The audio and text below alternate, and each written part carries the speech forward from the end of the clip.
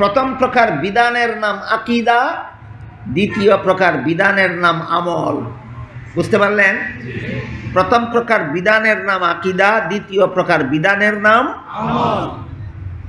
আকীদা পোষণ করতে হয় অন্তরের দ্বারা, আর আমল করতে হয় শরীরের অঙ্গ প্রত্যঙ্গের দ্বারা। এই দুইটার মধ্যে আকীদা হইল পূর্বশর্ত। আকীদা যদি শুদ্ধ থাকে তাহলে আমল গ্রহণযোগ্য হয়। আকীদা যদি ভ্রান্ত হয় আমল গ্রহণযোগ্য নয়। এটা আরেকটা জরুরি কথা, আপনাদের সকলের জানাও দরকার, জীবনভর মনে রাখাও দরকার। যেমন ধরুন,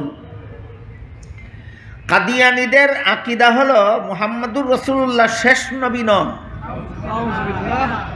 আপনাদের আকীদা হলো মুহাম্মদুর রাসূলুল্লাহ শেষ নবী।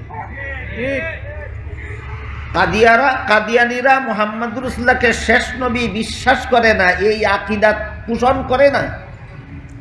আল্লাহ কুরআনে আমাদের নবীকে খাতামুন নবিয়্যিন বলেছেন।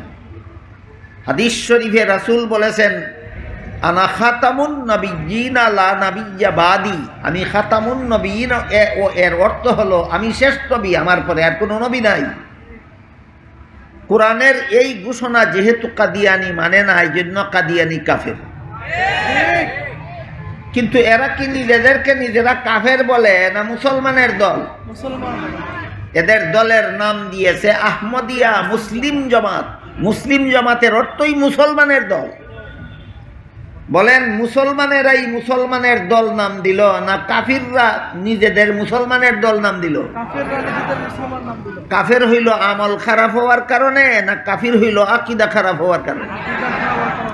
এখন কাদিয়ানীরা আকীদা খারাপ, মুহাম্মদুর রাসূলকে শেষ নবী মানে না, আকীদা খারাপ, কিন্তু নামাজ পড়ে, রোজা রাখে, হজ করে, যাকাত দেয়। অনেক কাদিয়ানী নামাজ পড়ে, অনেক কাদিয়ানীরা রোজাও রাখে, অনেক কাদিয়ানীরা হজও করে, যাকাতও দেয়, অনেক কাদিয়ানীরা মসজিদ নির্মাণ করে, আজানও দেয়। আকীদা শুদ্ধ না ভুল? তাহলে আপনাদের জানা থাকলে বলুন, কাদিয়ানীদের আকীদাটা ভুল হওয়া সত্ত্বেও এদের নামাজের কোনো দাম আছে না, রোজার কোনো দাম আছে না, ইবাদত বন্দেগীর কোনো দাম আছে না? দাম নাই। তাইলে আমল বড় না আকীদা বড়? এই সমাজের অনেক মুসলমান এই কথাটা বুঝে না। আমল বড় না আকীদা বড়? আকীদা শুদ্ধ হলে আমল গ্রহণযোগ্য হয়, আকীদা ভুল হলে আমল গ্রহণযোগ্য নয়। তাহলে আগে আমল শুদ্ধ করব না আগে আকীদা শুদ্ধ করব? আগে আকীদা শুদ্ধ করতে হবে। ভ্রান্ত আকীদা, ভুল আকীদা দুই প্রকারের আছে। এক প্রকারের ভুল আকীদার কারণে মুসলমান থাকে না, এইরকম ভুল আকীদার শিকার হইল কাদিয়ানী। এরকম ভুল আকীদার শিকার হইল কাদিয়ানী। আরেক রকমের ভুল আকীদা আছে, এই আকীদার ভুলের কারণে সরাসরি কাফেরও হয় না, আবার নির্ভেজাল মুসলমানও থাকে না। দ্বিতীয় প্রকারের ভুল আকীদার কারণে সে মুসলমান নামের ভেজাল সাব্যস্ত হয়, সরাসরি কাফিরও হয় না আর নির্ভেজাল মুসলমানও থাকে না। কথাটা বোঝাবার জন্য একটা উদাহরণ দিই, শুনুন। এক গ্লাস পানির মধ্যে 1 চামচ কেরোসিন ঢেলে দিলেন, সম্পূর্ণ কেরোসিন হয়ে গেল, কিন্তু নির্ভেজাল পানি কি রইল? সম্পূর্ণ কেরোসিনও হইল না, পানিটাও নির্ভেজাল রইল না। যেমনভাবে 1 গ্লাস পানির মধ্যে 1 চামচ কেরোসিন তেল ঢেলে দিলে 16 আনাটা কেরোসিনও হয় না, কিন্তু পান করার যোগ্য পানিও থাকে না। তেমনিভাবে আরেক রকমের আকীদার ভুল আছে। এই ভুলের শিকার যারা হয় এরা সম্পূর্ণ কাফিরও হয় না, কিন্তু জাহান্নামের শাস্তি থেকে মুক্তির যোগ্যও থাকে না। এরকম একটা ভুল আকীদার উদাহরণ দিব আপনারা বললে। প্রথম প্রকার আকীদার ভুলের কারণে কাফির হইয়া যায়, দ্বিতীয় প্রকার আকীদার ভুলের কারণে কাফির হয় না, এটাকে গুমরা বলা হয়, পথভ্রষ্ট বলা হয়। গুমরা মুসলমান, পথভ্রষ্ট মুসলমান। এইরকম একটা আকীদার উদাহরণ হলো আল্লাহ পাক রব্বুল আলামিন পবিত্র কোরআনের এক আয়াতে বলেছেন, লা ইয়ানালু আহদিজ জালিমিন, যার মর্ম হলো আমি গুনাহগারদেরকে নবী বানাই না, আর যাদেরকে নবী বানাই তারা কোনোদিন গুনাহ করে না। তাহলে নবীগণ গুনাহগার হয়ে থাকেন না বেগুনাহ? নবীর একটা বিশেষ গুণ বেগুনাহ হওয়া। এটা কি কোন নবীর বেলায় ব্যতিক্রম কথা না সার্বজনীন? সার্বজনীন। আল্লাহ সমস্ত নবীদের বেলায় সার্বজনীন মূলনীতি ঘোষণা করে বলেন, লা ইয়ানালু আহদিজ জালিমিন, গুনাহগারদেরকে নবী বানাই না, আর যাদেরকে নবী বানাই তারা কোনোদিন গুনাহ করে না। এখন যদি আপনি লাইব্রেরি থেকে কোরআনের বাংলা তর্জমা কিনে ঘরে বসে বসে পড়েন, লাইব্রেরি থেকে কোনো তফসিরের বাংলা অনুবাদ কিনে ঘরে বসে বসে পড়েন, আর পড়তে পড়তে জান্নাতে আদমের নিষিদ্ধ গাছের ফল খাওয়ার ঘটনাটাও পড়েন, আমি আশা করি আপনারা সবাই জীবনে কোনো না কোনো সময় কোনো না কোনো আলেমদের মুখে জান্নাতে আদমের নিষিদ্ধ গাছের ফল খাওয়ার ঘটনা কম বেশি শুনে থাকবেন। আল্লাহ যখন আদমকে জান্নাতে দিয়েছিলেন সব ফলমূল খাওয়ার অনুমতি দিয়েছিলেন, শুধু একটি গাছের ফল খেতে নিষেধ করেছিলেন। কিন্তু শেষ পর্যন্ত ইবলিসের দুকায় পরে আদম নিষিদ্ধ গাছের ফল খেয়েছিলেন। ঘটনাটা আজকে নূতন শুনলেন না আরো শুনেছেন? এই ঘটনাটা আপনি নিজে নিজে কোরআনের অনুবাদ করে বুঝলেন, অথবা কোরআনের কোনো তফসিরের বাংলা অনুবাদ করে এই ঘটনাটা বুঝলেন। বুঝে যদি আপনি সিদ্ধান্ত নিয়ে ফেলেন আল্লাহর আদেশ নিষেধ লঙ্ঘন করলেই তো গুনাহ হয়, আর আদমে যে লঙ্ঘন করলো সেটা তো কোরআনেই আছে, সুতরাং জান্নাতে নিষিদ্ধ গাছের ফল খাওয়ার কারণে আদম গুনাহগার হইল, এই সিদ্ধান্ত যদি নিয়ে ফেলেন আল্লাহর সামগ্রিক মূলনীতি বজায় থাকে না লঙ্ঘন হয়। এইটাই প্রমাণ আপনার সিদ্ধান্তটা ভুল। আপনার এই সিদ্ধান্ত গ্রহণ করা ভুল। আদমকে গুনাহগার মনে করা, কোন নবীকে গুনাহগার মনে করা, এটা বিশুদ্ধ আকীদা নয়, এটা ভ্রান্ত আকীদা। কোন নবীকে গুনাহগার মনে করা ইসলামের সহি আকীদা নয়, ইসলামের নামে ভ্রান্ত মতবাদ, ভুল আকীদা। তাহলে আদমের নিষিদ্ধ গাছের ফল খাওয়ার কারণে আমরা যদি তাকে গুনাহগার মনে করি, আমার মনে করাটা ভুল হবে কেন? কারণ আমার মনে করাটা আল্লাহর সামগ্রিক মূলনীতির সাথে সাংঘর্ষিক হয়। কথা বুঝেন কিনা দেখেন। প্রশ্ন হতে পারে, তাহলে আদমের নিষিদ্ধ গাছের ফল খাওয়ার এমন কোন ব্যাখ্যা আছে যে ব্যাখ্যার দ্বারা তিনি গুনাহগার সাব্যস্ত হন না? অনেক ব্যাখ্যা আছে। সেই ব্যাখ্যাগুলি আমি আপনাদের সামনে সবিস্তারে তুলে ধরতে চাই না, অন্তত এক দুইটা উদাহরণ দেব ইনশাল্লাহ। কিন্তু এর আগে আমরা কোন নবীকে গুনাহগার সাব্যস্ত করার এই ভ্রান্ত মতবাদ মুসলমান সমাজে আমদানি হলো কোথার থেকে, ওই তার উৎস কোথায়, ঠিকানা কোথায়, সেটা বলতে চাই। নবীকে গুনাহগার মনে করা এটা ইসলামের নামে ভ্রান্ত মতবাদ। সুতরাং এটা ইসলামের উৎপাদিত আকীদা নয়, এটা অন্য জগতের আকীদা উৎপাদিত, মুসলমান সমাজে আমদানিকৃত। নবীগণকে গুনাহগার সাব্যস্ত করার মতবাদ উৎপাদন হয়েছিল কোথায়? এবার শুনুন। বাংলাদেশের স্বাধীনতা লগ্ন থেকে আজ পর্যন্ত আমার জানা মতে খ্রিস্টানদের একটা সংগঠন তাদের ধর্ম প্রচারের কাজ করে যাচ্ছে। সংগঠনটার নাম হইল খ্রিস্টান মিশনারি বাংলাদেশ। এই খ্রিস্টান মিশনারি বাংলাদেশের পক্ষ থেকে বাংলা ভাষাভাষীদেরকে খ্রিস্টান ধর্ম শিক্ষা দেওয়ার জন্য যত বই বাংলায় লেখা হয়েছে, এর মধ্যে একটা বইয়ের নাম দিয়েছে তারা কোরআনের আলোকে বেহেশতে যাওয়ার পথ। শব্দগুলি এমনভাবে চয়ন করেছে যেন কোনো মুসলমান কল্পনাও করতে না পারে যে এমন বই খ্রিস্টানে লিখবে, মনে করবে কোনো আলেমে লেখা। কোরআনের আলো খ্রিস্টানে বুঝবে কোথার থেকে, মুসলমানের আলেম না হইলে। বেহেশতে যাওয়ার পথ খ্রিস্টানে চিনবে কেমনভাবে, মুসলমানের আলেম না হইলে। তাই এমন শব্দ চয়ন করে তারা বইয়ের নাম দিয়েছে যেন নাম দেখলে কোনো সাধারণ মুসলমান কল্পনাও করতে পারে না যে এটা খ্রিস্টানদের লেখা বই। আসলে এটা খ্রিস্টানদের লেখা বই। এই বইয়ে তারা লিখেছে প্রথম নবী আদম প্রথম গুনাহগার। কি ছিল আদমের গুনাহ?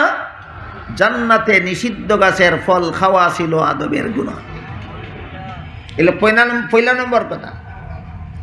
2 নম্বর কথা লিখেছে এই গুনাহগার আদমের বংশে যত নবী জন্মগ্রহণ করেছেন সমস্ত নবী জন্মগত গুনাহগার। কি ছিল অন্যান্য নবীর গুনাহ? গুনাহগার আদমের বংশে জন্ম হওয়াটাই তাদের গুনাহ। তারপরে 3 নম্বরে যে কথাটা লিখেছে সেটা হলো শেষ পর্যন্ত আল্লাহ একজন নবীকে বেগুনাহ বানাবার জন্য তাকে আর গুনাহগার আদমের বংশে জন্ম না দিয়ে আল্লাহ নিজের ঔরসে জন্ম দিলেন। তিনি হলেন হযরত ঈসা আলাইহিস সালাম। এই 3 নম্বর কথা নিয়ে আমাদের কোনো আলোচনা নাই। আজকের মতো 2 নম্বর কথা নিয়েও কোনো আলোচনা আমি করতে চাই না। আমি শুধু এতটুকু বলতে চাই যে এমন গাঁজাখুরি কথা কোনো ধর্মের কথা হতে পারে না। আজকে শুধু প্রথম কথাটা নিয়ে একটু আলোচনা করব। এই যে তারা লিখলো যে প্রথম নবী আদম প্রথম গুনাহগার, আর জান্নাতে নিষিদ্ধ গাছের ফল খাওয়া ছিল আদমের গুনাহ। এই কথাটা বুঝে থাকলে আপনারা বলুন, জান্নাতে নিষিদ্ধ গাছের ফল খাওয়ার কারণে আদমকে গুনাহগার সাব্যস্ত করা ইসলামী মতবাদ না খ্রিস্টানি মতবাদ? সুতরাং মুসলমানদের মধ্যে যারা এই কথাটাই বলে যে জান্নাতে নিষিদ্ধ গাছের ফল খাওয়া ছিল আদমের গুনাহ, এরা মুসলমান সমাজে খ্রিস্টানি মতবাদ প্রচার করে বেড়ায়। এদের আকীদা শুদ্ধ না ভুল? আকীদা ভুল। এটা দ্বিতীয় প্রকারের ভুল।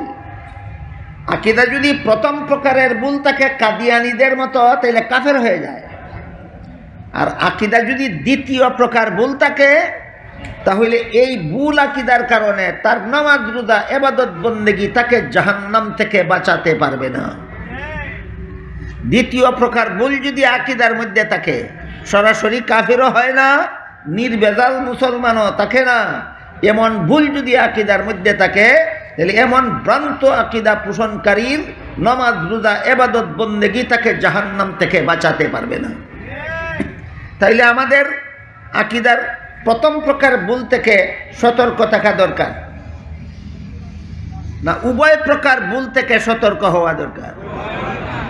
আমরা মুহাম্মদ রাসূলকে শেষ নবী বিশ্বাস করার মতো বিশুদ্ধ আকীদা যেভাবে পোষণ করব, তেমনিভাবে নবীগণকে বেগুনাহ বিশ্বাস করার মতো আকীদাও আমরা পোষণ করব।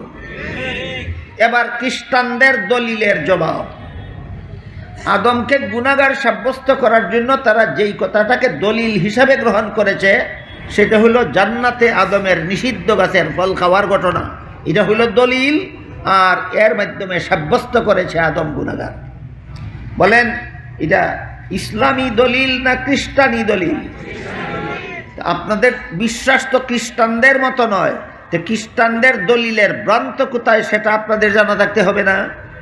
এই জন্য আপনাদের এবার বোঝা দরকার যে খ্রিস্টানেরা আদম নবীকে গুনাহগার সাব্যস্ত করার জন্য যেই ঘটনাকে দলিল সাজাইল, এই ঘটনার এই দলিলের ভ্রান্তি কোথায়?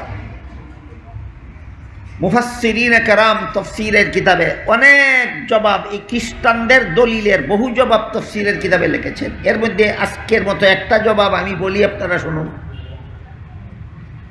মানুষের কোনো কাজের দ্বারা সওয়াব হয়, কোনো কাজের দ্বারা গুনাহ হয় দুনিয়ার জীবনে।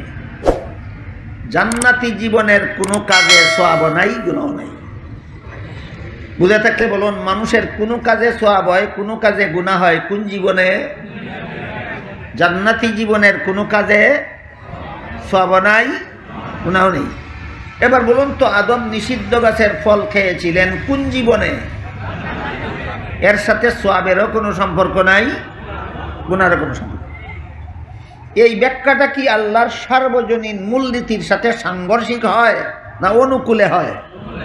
এই জন্য এই ব্যাখ্যাটা সহি, খ্রিস্টানদের ব্যাখ্যা ভুল। আদমের নিষিদ্ধ গাছের ফল খাওয়ার একটা খ্রিস্টানি ব্যাখ্যা আছে, একটা মুসলমানি ব্যাখ্যা আছে। আমি কি আপনাদেরকে বুঝাতে পারতেছি? জান্নাতে নিষিদ্ধ গাছের ফল খাওয়ার এক ব্যাখ্যা আছে খ্রিস্টানদের ব্যাখ্যা, আরেক ব্যাখ্যা আছে মুসলমানদের ব্যাখ্যা। খ্রিস্টানদের ব্যাখ্যা হইল এটা আদমের গুনাহ ছিল, এই কথা আল্লাহর মূল নীতির সাথে সাংঘর্ষিক, এই জন্য ব্যাখ্যা ভুল। মুসলমানদের ব্যাখ্যা হইল জান্নাতি জীবনের কোনো কাজে সওয়াব হয় না, গুনাহ হয় না, এই ব্যাখ্যাটা আল্লাহর সার্বজনীন মূলনীতির সাথে সাংঘর্ষিক নয়, অনুকূল। সুতরাং খ্রিস্টানদের ব্যাখ্যা ভ্রান্ত, মুসলমানের ব্যাখ্যা বিশুদ্ধ।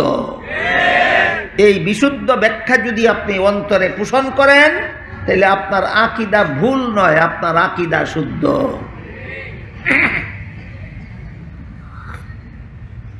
আরেকটা জব বলবো, খ্রিস্টানদের ভ্রান্ত দলিলের আরেকটা জব শুনেন। দুনিয়ার জীবনেও কেউ যদি আল্লাহর নিষিদ্ধতার কথা ভুলে গিয়ে লঙ্ঘন করেই ফেলে, দুনিয়াতেও গুনাহ হয় না। যেমন রোজাদারকে আল্লাহ দিনের বেলায় খানা পিনা করতে নিষেধ করেছেন, কিন্তু কোনো রোজাদার যদি রোজার কথা ভুলে গিয়ে খানা পিনা করেই ফেলে, আপনাদের জানা মতো কি পরিমাণ গুনাহ? কেন আল্লাহর নিষেধ লঙ্ঘন হইল, গুনাহ হইল না কেন?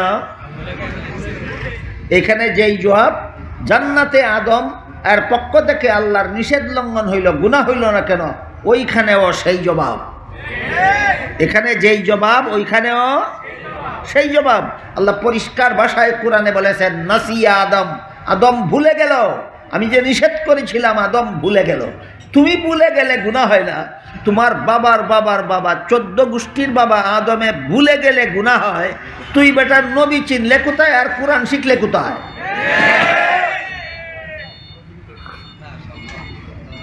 এ পর্যন্ত আমি আপনাদের সামনে ইসলামের 3 প্রকার বিধিবিধানের 2 প্রকারের আলোচনা করেছি। এক প্রকার বিধিবিধান অন্তরে বিশ্বাস করতে হয়, এগুলির নাম আকীদা, এগুলির নাম আকীদা। আর এক প্রকার বিধিবিধান শরীরের বাহ্যিক অঙ্গ প্রত্যঙ্গের দ্বারা পালন করতে হয়, এগুলির নাম আমল, এগুলির নাম আমল।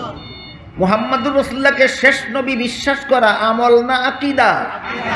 সমস্ত নবীকে বেগুনাহ বিশ্বাস করা আমল না আকীদা? উযু গোসল নামাজ রোজা আকীদা না আমল?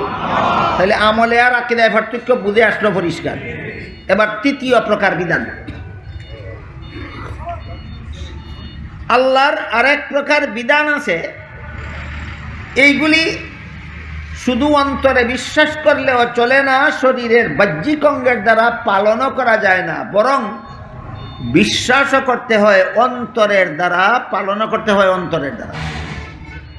হয়তো আপনারা অনেকে শুনে আশ্চর্য হবেন যে অন্তরের দ্বারা পালন করার মতো কোনো বিধানও আছে নাকি? হ্যাঁ, অনেক বিধান আছে, অনেক বিধান আছে যেগুলি অন্তরের দ্বারাই পালন করতে হয়।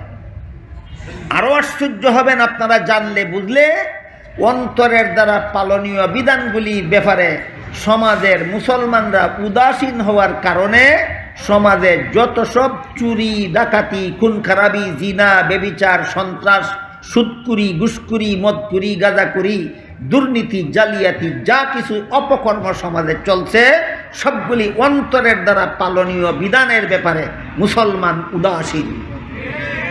অন্তরের দ্বারা পালনীয় বিধানের ব্যাপারে মুসলমানের খবরই নাই। আল্লাহ অনেকগুলি বিধান দিয়েছেন অন্তরের দ্বারা পালন করার জন্য, কিন্তু মুসলমানের তোয়াক্কা করে না। এই জন্য এই সমাজের মুসলমান অপকর্ম কোনোটা ছাড়ে না, সব রকমের অপকর্ম করে। যে সমস্ত বিধান অন্তরের দ্বারা পালন করতে হয়, এর একটি মাত্র উদাহরণ দিচ্ছি আজকের মতো। আল্লাহ কোরআনের এক আয়াতে বলেন, কাদ আফলাহাল মুমিনুন আল্লাযীনা হুম ফি সালাতিহিম খাশিউন। ওই সমস্ত মুমিনগণ সফল যারা নিজেদের নামাজে আল্লাহর ধ্যানে মগ্ন থাকে, যারা নিজেদের নামাজে আল্লাহর ধ্যানে মগ্ন থাকে। তাহলে আমি আমার নামাজে আল্লাহর ধ্যানে মগ্ন থাকবো, এটা আল্লাহর বিধান কিনা? বুঝেন নাই? বিধান কিনা? বিধান। হাতের দ্বারা পালন করবেন বিধানটা, না পায়ের দ্বারা, না কানের দ্বারা, না চোখের দ্বারা, না মুখের দ্বারা, না একমাত্র অন্তরের দ্বারা? বুঝলেন কি? আল্লাহর অনেক বিধান আছে অন্তরের দ্বারা পালন করার মতো, এর মধ্যে একটা হইল আল্লাহর ধ্যানে মগ্ন থাকা। এটা আল্লাহর একটা বিধান যা অন্তরের দ্বারাই পালন করতে হয়। এটা আল্লাহর এমন একটা বিধান যে বিধান কিসের দ্বারা পালন করতে হয়? অন্তরের দ্বারা পালন করতে হয়। এই সমস্ত বিধিবিধান, যে সমস্ত বিধিবিধান আল্লাহর অন্তরের দ্বারা পালন করতে হয়, এইগুলির নাম আছে একটা। শুধু বিশ্বাস করতে হয় যেগুলি, সেইগুলির নাম আকীদা। শরীরের বাহ্যিক অঙ্গের দ্বারা পালন করতে হয় যেসব বিধান, সেগুলির নাম আমল। আর আল্লাহর যে সমস্ত বিধান অন্তরের দ্বারা পালন করতে হয় সেইগুলির নাম আখলাক। ইসলামের যাবতীয় বিধিবিধান এই তিন প্রকার: আকীদা, আমল, আখলাক। আকীদা, আমল, আখলাক। আকীদা, আমল, আখলাক। এবার বলুন, ইসলামের যাবতীয় বিধিবিধান যে আল্লাহ পরিপূর্ণ করে দিয়েছেন, কত ভাগে বিভক্ত করে? প্রথম ভাগের নাম, দ্বিতীয় ভাগের নাম, তৃতীয় ভাগের নাম আখলাক। জীবনে কোনোদিন যেন বলে না যায়। এবার আখলাক সম্পর্কে সামান্য একটু আলোচনা করি। আরো কয়েক মিনিট ধৈর্য ধরে বসবেন। আখলাক সম্পর্কে সামান্য একটু আলোচনা করি। এই যে আল্লাহ বিধান দিলেন নামাজে যেন আমি আল্লাহর ধ্যানে মগ্ন থাকি, বলুন তো আমরা যারা যারা নামাজ পড়ি, আমরা কি সবাই নামাজে আল্লাহর ধ্যানে মগ্ন থাকি, না অনেকেই সংসারের কল্পনা জল্পনায় মগ্ন থাকি? অন্তরের দ্বারা পালনীয় বিধানটা কি আমার দ্বারা পালন হইল? হইল না। এই বিধানটা লঙ্ঘন করার কারণে, আল্লাহর ধ্যানমগ্নতার বিধানটা লঙ্ঘন করার কারণে একদিকে তার ইমানে ভেজাল, আকীদায় ভেজাল, আর একদিকে তার আমলে ভেজাল, আর একদিকে তার সংসারের সকল কাজে ভেজাল। আল্লাহর ধ্যানমগ্নতা যে আল্লাহর একটা বিধান, এই বিধানটা লঙ্ঘন করার কারণে বর্তমান সমাজের বেশিরভাগ মুসলমানের আকীদায় ভেজাল, আমলে ভেজাল, সংসারের সকল কাজে ভেজাল। ভেজালটা কিভাবে, আর এই ভেজালটা কিভাবে দূর করা যায়? একবার জিবরিল ফিরিস্তা রাসূল করিম সাল্লাল্লাহু আলাইহি ওয়াসাল্লামকে প্রশ্ন করেছিলেন, মাল ইহসান, নির্ভেজাল ইবাদত কোনটা? জবাবে রাসূল করিম সাল্লাল্লাহু আলাইহি ওয়াসাল্লাম বলে দিয়েছেন, নির্ভেজাল ইবাদতের মূল কথা দুইটা। একটা হলো আল্লাহ সর্বদা তোমার সামনে আছেন, আর একটা হলো তুমিও সর্বদা আল্লাহর সামনে আছো। এই দুই কথার বিশ্বাস অন্তরে জাগ্রত রাখার নাম নির্ভেজাল ইবাদত। দুই কথার বিশ্বাস অন্তরে ঘুমন্ত রাখার নাম, না জাগ্রত রাখার নাম? এই দুই বিশ্বাস অন্তরে জাগ্রত রাখার নাম নির্ভেজাল ইবাদত। কিভাবে আরেকটু খোলাসা করে বলি। আমি বিশ্বাস করি, আশা করি আপনারা সকলেই বিশ্বাস করেন যে আল্লাহ সর্বদা সর্বাবস্থায় আমাকে দেখেন।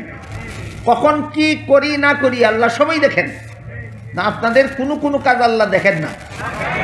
হ্যাঁ, আমরা সবাই বিশ্বাস করি।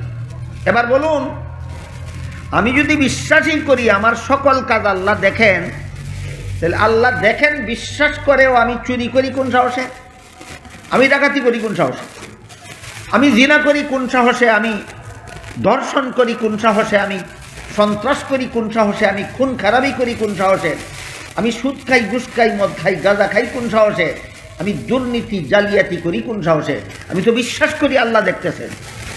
এই প্রশ্নের একমাত্র জবাব, আমার বিশ্বাস জাগ্রত নয়, বিশ্বাস ঘুমন্ত। আমার বিশ্বাস ঘুমন্ত থাকলেই আল্লাহ দেখেন, বিশ্বাসও করতে পারি, চুরিও করতে পারি। আমার বিশ্বাস ঘুমিয়ে থাকলেই আমি আল্লাহ দেখেন, বিশ্বাসও করতে পারি, দুর্নীতিও করতে পারি। কাজেই এই ঘুমন্ত বিশ্বাসকে জাগ্রত না করা পর্যন্ত ইমানও বেজাল, আমলও বেজাল, আখলাকও বেজাল। ইমানও বেজাল, আমলও বেজাল, আখলাকও বেজাল। এই বিশ্বাস ঘুমন্ত থাকলে, বিশ্বাস ঘুমন্ত থাকলে কি অনিষ্ট হয়, কি বেজাল, কিভাবে ক্ষতি হয় তার একটা উদাহরণ শুনুন। ধরুন আপনার দেওয়াল ঘেরা বাড়িতে রাতে যেন চোর ঢুকতে না পারে সেজন্য আপনার বাড়ির গেটে একজন বেতনভোগী পাহারাদার নিযুক্ত করে রাখলেন। বলুন তো, পাহারাদার যদি গেটে সারা রাত বসা থাকে তাহলে কি চোর ঢুকতে পারবে? কিন্তু চোর যদি আপনার গেটের সোফায় বসে বসে সারা রাত ঘুমায়, চোর বসা আছে কিন্তু জাগ্রত নয়, ঘুমন্ত। গেটে চোর বসা আছে কিন্তু ঘুমায়, এমত অবস্থায় চোর ঢুকতে পারবে কিনা বলেন? পারবে। কেন? পাহারাদার বসা আছে, চোর ঢুকতে পারবে কেন? ঘুমন্ত। চোর ঘুমন্ত থাকা অবস্থায় যেমন ভাবে, পাহারাদার ঘুমন্ত থাকা অবস্থায় যেমন ভাবে বাড়িতে চোর ঢুকতে কোনো অসুবিধা নাই, ঠিক তেমনি ভাবে আল্লাহ আমাকে দেখেন এই বিশ্বাস ঘুমন্ত থাকা অবস্থায় তোমার জিনাকার হতে কোনো অসুবিধা নাই, তোমার সন্ত্রাসী হতে কোনো অসুবিধা নাই, তোমার খুনি হতে কোনো অসুবিধা নাই, তোমার দুর্নীতিবাদ হতে কোনো অসুবিধা নাই। এই বিশ্বাস যখন জাগ্রত হবে তখন আর কোনো রকমের অপকর্ম করার দুঃসাহস তোমার হবে না। এই অন্তরের ঘুমন্ত অন্তরের এই বিশ্বাসটাকে জাগ্রত করতে হয়। এই জাগ্রত করাটাও অন্তরের দ্বারা করতে হয়। মানুষ যদি শারীরিকভাবে ঘুমিয়ে থাকে তাহলে তাকে মুখে ডাক দিলে ঘুম ভাঙতে পারে, মুখের ডাকে যদি ঘুম ভাঙে না, হাতে ধাক্কা দিলে তো ঘুম ভাঙবে। অগত্যা যদি হাতের ধাক্কায় ঘুম ভাঙে না, লাথি মেরে খাট থেকে ফেলে দিলে আর ঘুম ভাঙবে না। তাহলে চোখের ঘুম ভাঙালেন মুখের দ্বারা, হাতের দ্বারা, পায়ের দ্বারা। অন্তরের ইমান যে ঘুমন্ত, এটা মুখের দ্বারা ডেকেও জাগ্রত করা যায় না, হাতের দ্বারা ধাক্কা দিয়েও জাগ্রত করা যায় না, পায়ের দ্বারা লাথি দিয়েও জাগ্রত করা যায় না। অন্তরের ঘুমন্ত ইমানকে জাগ্রত করতে হয় অন্তরের দ্বারা। অন্তরের ঘুমন্ত ইমানকে জাগ্রত করতে হয় কিসের দ্বারা? অন্তরের দ্বারা। আপনারা যদি বলেন আর কয়েক মিনিট ধৈর্য ধরে শুনবেন, তাহলে অন্তরের দ্বারা কিভাবে আমি আর আমার ঘুমন্ত ইমানকে জাগ্রত করবো, কয়েক মিনিটে বলবো ইনশাআল্লাহ।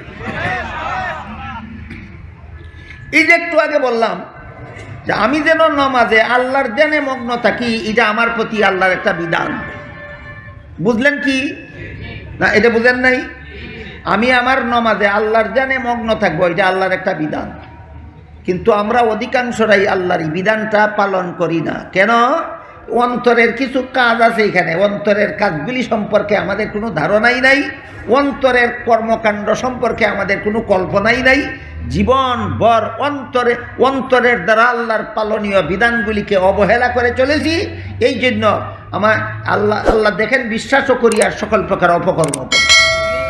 এই কারণে এখানে আল্লাহর ধ্যানে মন থাকে না কেন, আর আল্লাহর ধ্যানে নামাজে মন থাকার মতো অন্তর জাগাবার পদ্ধতি কি, এই দুইটা কথা বলে আমি আজকের মতো কথা শেষ করতে চাই।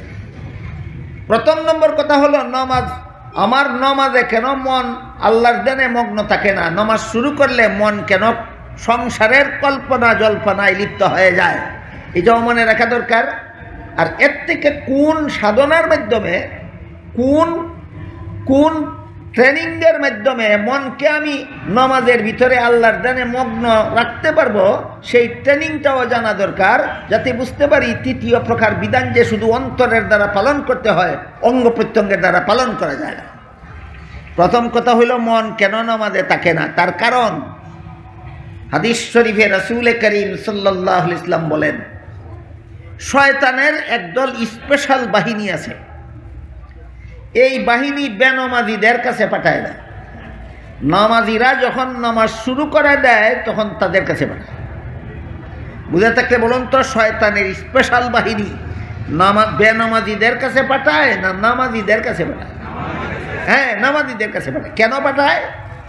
সংসারের হাজার কথার কল্পনা জল্পনা তার অন্তরে জাগ্রত করে দিয়ে নামাজের সুফল থেকে তাকে বঞ্চিত করার জন্য।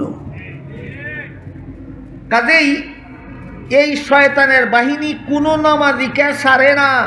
নামাজ শুরু করার পরে তার অন্তরে সংসারের কল্পনা জল্পনা জাগ্রত না করে একটা নামাজিকেও ছাড়ে না। এই বাহিনী আপনারা যখন নামাজ শুরু করেন আপনাদের কাছেও যায়, আমি যখন নামাজ শুরু করি আমার কাছেও আসে। আমার কাছে যখন আসে আমি টের পাই, কিন্তু আপনাদের কাছে যে যায় এটা আমি জানলাম কিভাবে? এটা আপনাদের একটা প্রশ্ন জায়গা ধর উচিত যে আমার কাছে আসে যখন আমি টের পাই, আপনাদের কাছে আসে আমি জানলাম কিভাবে? রসুল বলেছে। আপনাদের কাছে যে যায় আমি জানলাম কিভাবে? রসুল বলেছেন কোনো নামাজিকে ছাড়ে না। নামাজ শুরু করা মাত্রই শয়তানের স্পেশাল বাহিনী তার কাছে যাবেই। আমার কাছে যখন আসে আমি কিভাবে টের পাই?